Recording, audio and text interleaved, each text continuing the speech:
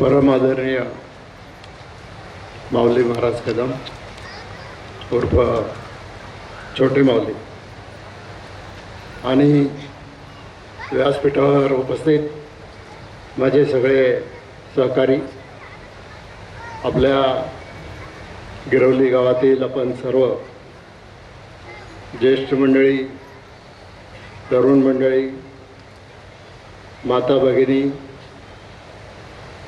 आणि पाहुणे रावळे, सांप्रदायिक क्षेत्रातले सर्व मान्यवर, उपस्थित बंधू आणि भगिनी, आज आपल्या गावाच्या माध्यमातून या ठिकाणी श्री काळभैरवनाथ महाराज आणि कमलच्या माता यांचं जे मंदिर आपण उभं केलं आहे त्याचा कलशारोहण सोहळा हा महाराजांच्या हस्ते या ठिकाणी संपन्न झालेला. आज या कार्यक्रमाला यायचा आग्रह ग्रामस्थांचा होता. मी बरेच दिवस आलो नव्हतो.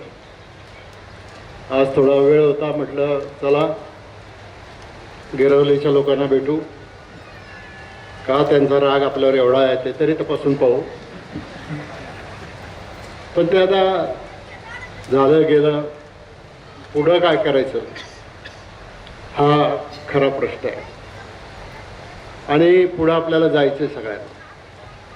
मी मताचा हिशोब करणारा, चुकीच्या पद्धतीने वागणारा राजकारणी माणूस नाही आहे. आणि मी जगतो पण त्याच्यासाठी जगतो आहे की जेवढं चांगलं कार्य आपल्या हातून घडेल तेवढं चांगलं कार्य आपल्या हातामधून घडलं पाहिजे. आणि कार्य याचा अर्थ फक्त इमारती बांधणं, मंडप बांधणं एवढ्या पुरतं नाही, तर तुमचं सगळ्यांचं राहणीमान आहे, तुमचं सगळ्यांचं जीवन जे आहे ते आनंदित झालं पाहिजे, सर्व सुखांनी युक्त असलं पाहिजे. त्याच्यामधून आपली मुलं बाळं शिकली पाहिजे आणि आपली कुटुंब आहेत त्याच्यापेक्षा आणखीन उंचीवर गेली पाहिजे. मी आता जवळजवळ, महाराज तुम्हाला माहिती आहे, मी 8व्यांदा विधानसभेत आमदार म्हणून निवडून आलो. राज्यामध्ये पहिले 10 वर्ष पैकी 5 वर्ष सत्तारूढ पक्षाचा आमदार, मग विरोधी पक्षाचा आमदार, मग मंत्री, सुरुवातीला उच्च आणि तंत्र शिक्षण खात्याचा मंत्री, मग मेडिकल एज्युकेशनचा मंत्री. त्याच्यानंतर राज्यामध्ये विजेचा प्रश्न खूप गंभीर बनला होता. त्यावेळेला मला सांगितलं पक्षाने, नेत्यांनी, आता हे वीज खातं तुम्ही सांभाळा. वीज खातं चांगलं आम्ही करत आलं. पण अचानक मुंबईवर ज्या वेळेला अतिरेक्यांचा हल्ला झाला त्यावेळेला त्यावेळेचे गृहमंत्री माननीय R.R. पाटील यांनी नैतिक जबाबदारी स्वीकारून आपल्या मंत्रिपदाचा राजीनामा दिला. आणि मंत्रिपदाचा राजीनामा दिल्याच्या नंतर जयंतराव पाटलांची राज्याचे गृहमंत्री म्हणून निवड झाली. आणि जयंतराव पाटलांच्याकडे असलेलं अर्थ आणि नियोजन हे खातं मला देण्यात आलं. चांगलं काम मला या सगळ्याच विभागात करता आलं. नंतर मग मी 5 वर्ष महाराष्ट्राच्या विधानसभेचा अध्यक्ष राहिले. आणि विधानसभेचा अध्यक्ष म्हणून काम करत असताना पुढं गेलो आणि नंतर जे उद्धव ठाकरे साहेबांच्या नेतृत्वाखाली सरकार आलं त्या सरकारमध्ये मला गृहमंत्री म्हणून सुद्धा काम करायची संधी मिळाली. एक्साईज डिपार्टमेंट माझ्याकडे होतं, कामगार डिपार्टमेंट माझ्याकडे होतं, अनेक डिपार्टमेंटमध्ये मी काम केलं. बऱ्याच लोकांचा समज असा आहे की आमदार म्हणजे एका तालुक्याचा आमदार असतो, आणि बऱ्याच आमदारांचा पण समज असा आहे की आम्ही एका मतदारसंघाचे आमदार आहोत. आम्ही ज्यावेळेला आमदार होतो त्यावेळेला मी राज्याचे आमदार असतो. आम्ही ज्यावेळेला मंत्री असतो त्यावेळेला एका तालुक्याचे किंवा एका जिल्ह्याचे मंत्री नसतो, ते अख्ख्या राज्याचे मंत्री असतो. आणि त्याच्यामधून ही सगळी जी विकासाची कामं आहेत, आता ती सगळी मी यादी वाचत नाही, मोठी यादी आहे महाराज. म्हणजे मतदारसंघासाठी वेगळी यादी आहे, राज्यासाठीची वेगळी यादी आहे. आणि आता जवळपास म्हणजे आता ही 2029ला ही पुन्हा आमदारकीला निवडणूक होईल, त्यावेळेला महाराष्ट्राच्या विधानसभेमध्ये मला 40 वर्ष पूर्ण होतील काम करताना. त्याच्या आधी मी शरद पवार साहेबांचा सेक्रेटरी होतो. 81 सालापासून तर 88पर्यंत अख्ख्या महाराष्ट्रात फिरलो, अख्ख्या देशात फिरलो, मोठ्या मोठ्या नेत्यांशी संपर्क आला. हे मी का सांगतोय की राजकारणी लोकांच्याकडे बघण्याचा समाजाचा जो दृष्टिकोन आहे, तो दृष्टिकोन थोडासा धूसर झालेला आहे. हल्ली टी व्ही असतील, सोशल मीडिया असेल, व्हॉट्सअप असेल, आमका असेल, तमका असेल, त्याच्यातून सगळे चांगले वाईट विचार आपल्या सगळ्यांच्या डोक्यात त्या ठिकाणी घातले जातात. आता मी काही वारकरी नाही, पण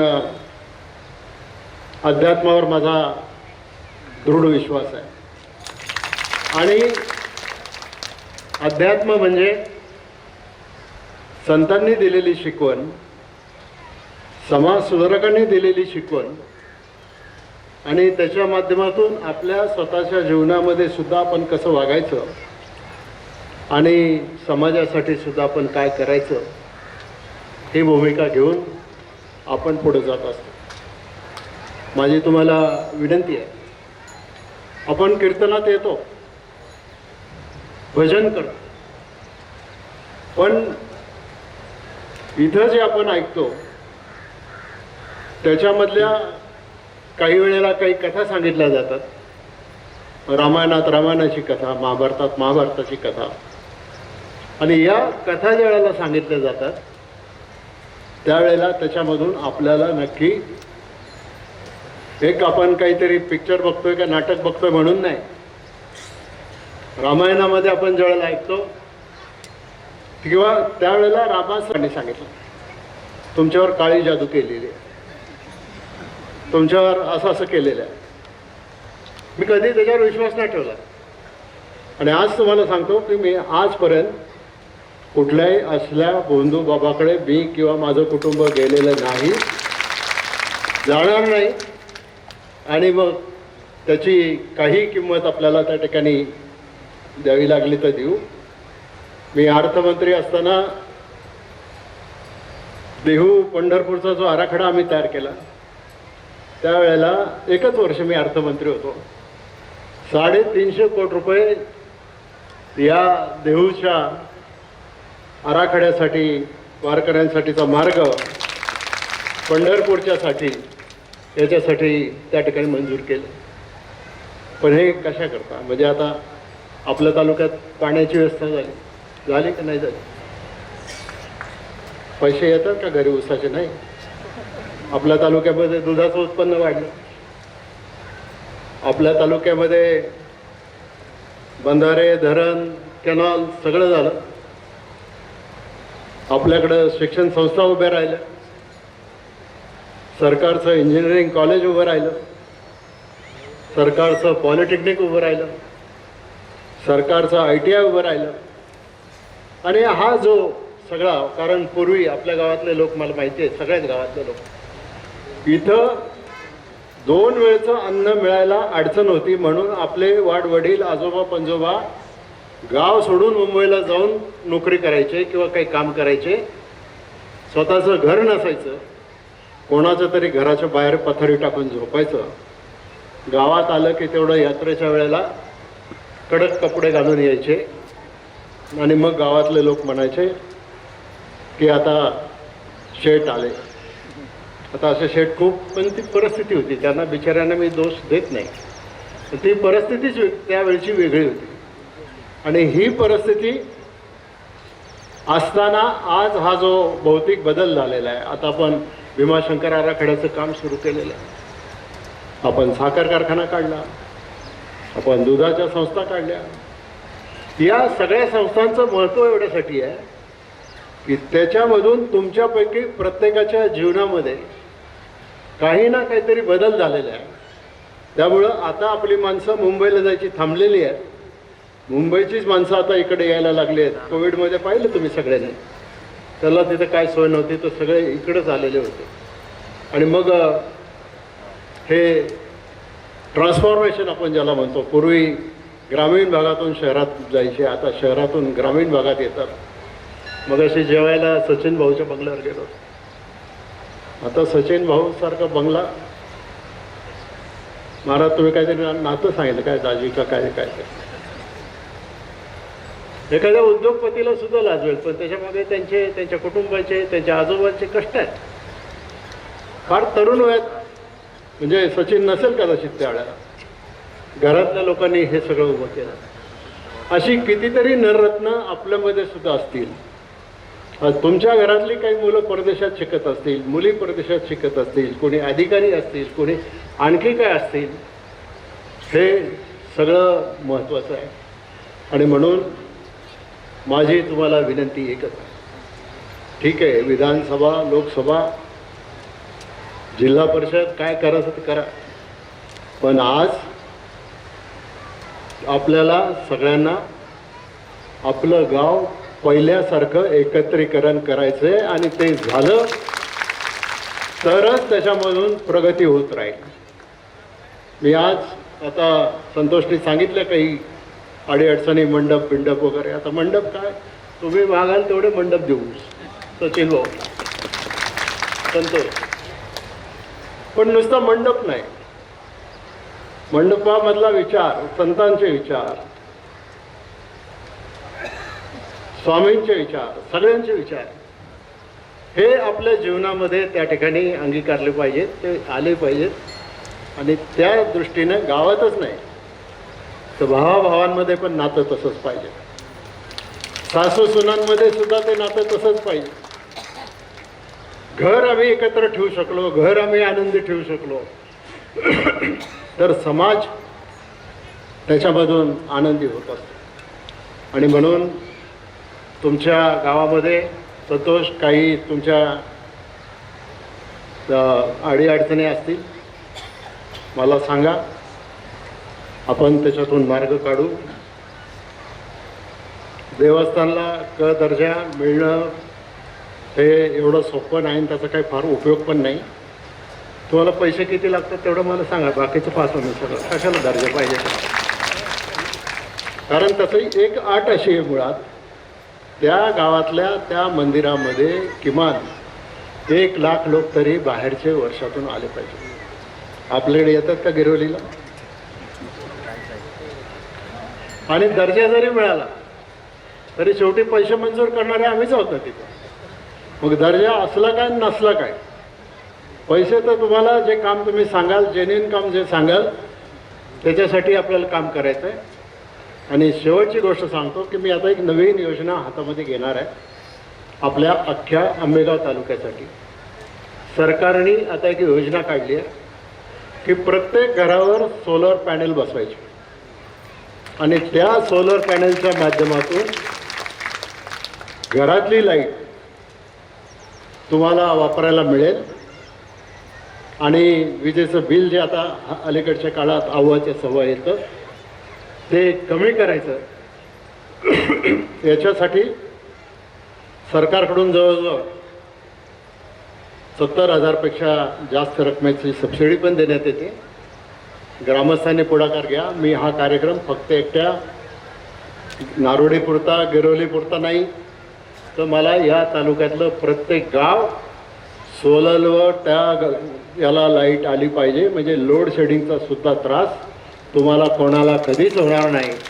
अशा प्रकारची व्यवस्था आपण करू. त्याच्यासाठी तुम्ही पुढाकार घ्या. बाकीचे प्रश्न तुम्ही ज्यावेळेला सांगाल माझ्या मनामध्ये आला तर तो तुम्ही बांधला मंडप, पण त्याचा किती उपयोग होतो मला माहिती नाही. कीर्तन प्रवचनासाठी असा RCCचा मंडप बांधून उपयोग नाही. मेंगडेवाडीला किंवा खडकीला किंवा आणखीन बाकीच्या गावांमध्ये असे जे मोठे मोठे मंडप बांधलेले आहेत तसा मंडप डोम म्हणजे सिमेंट काँक्रीट विटा काही नाही, सगळं स्टील स्ट्रक्चरमध्ये उभं करायचं आणि साईडला थोडी जागा सोडायची. आधी आपण मेन मंडपाचं काम करू, मग या बाजूला एक अशी पडवीसारखी पडवी काढू, या बाजूला एक काढू, मग कीर्तने होईल किंवा लग्न कार्य असलं, कुठलंही कार्य असलं, कोणाच्याही घरातलं असलं तरी त्याचा वापर करता येईल. जेवणाच्या वेळेला जेवणावेळीसुद्धा बसवायला तिथं उपयोग करता येईल. ही योजना आता मला पुढं घेऊन जायची आहे. त्याच्यासाठी तुमचं सगळ्यांचं सहकार्य पाहिजे. किती लोकांना मान्य आहे हे माझं म्हणणं त्यांनी हात वर करा. बघा महाराज तुमच्या साक्षीने बोलले का, तसं नाही वागलं तर मी तुमच्याकडे येईल, तुम्हाला जबाबदार धरेल. हे तुमचे भक्त आहेत. आम्हाला कोणी महाराज म्हणत नाही. म्हणायचे विधानसभेचा अध्यक्ष असताना अध्यक्ष महाराज, अध्यक्ष महोदय, तसं बाहेर कोणी म्हणत नाही. आणि आम्ही महाराज नाही, आम्ही माणूस आहोत. आम्हाला माणसासारखंच राहू द्या. आम्हाला आमचं घर, प्रपंच, कुटुंब सगळं आहे. पण गेली 40 वर्ष सार्वजनिक जीवनामध्ये वावरल्यानंतर आज माझ्यासारख्याच्या मनामध्ये कुठंही गर्व नाही. कुठलाही मी फार मोठा आहे असं नाही. लहानातला लहान माणूस मला तेवढाच महत्त्वाचा आहे. उद्योगपती मला तेवढाच महत्त्वाचा आहे. शेतकरी मला तेवढाच महत्त्वाचा आहे. शेवटी जगाच्या कल्याणा ही जी उक्ती आहे त्या उक्तीप्रमाणे काम करत राहायचं आणि माणसाला कधीच कोणी देव बडू नका. भाषणात सुद्धा नाव नका घेऊ कोणी, असं ते झालं ते झालं. ठीक आहे, जाऊ दे, आता बराच उशीर झाला आहे. मी जेवून आलो आहे, तुम्हाला भुका लागल्या मला माहिती आहे. त्यामुळं सगळ्यांना धन्यवाद देतो. आणि महाराज माझी एक विनंती आहे, खरं आम्ही लवकर येणार होतो, पुन्हा ते आमचे राजकीय पुढारी काय जरा लवकर नका येऊ, जरा उशिरा या का, तर तुम्हाला बसायला लागेल. आता जर महाराज तुमच्या कीर्तनातले 4 शब्द आमच्या कानावर जर पडले तर आमच्यात सुद्धा सुधारणा नाही का होणार. आणि तुम्हाला आमची विनंती आहे, आम्ही जेव्हा येऊ लवकर येऊ नाही तर उशिरा येऊ, तुमचं कीर्तन थांबवायचं नाही. कारण आम्हाला सुद्धा 15 मिनटं अर्धा तास जो काही वेळ असेल ते ऐकायला आम्हाला आवडतं. कारण आम्ही त्याच सांप्रदायिक क्षेत्रातले कार्यकर्ते आहोत आणि तेच आम्ही काम करू. फक्त गोंधळगिरी नको. धन्यवाद. जय हिंद, जय महाराष्ट्र.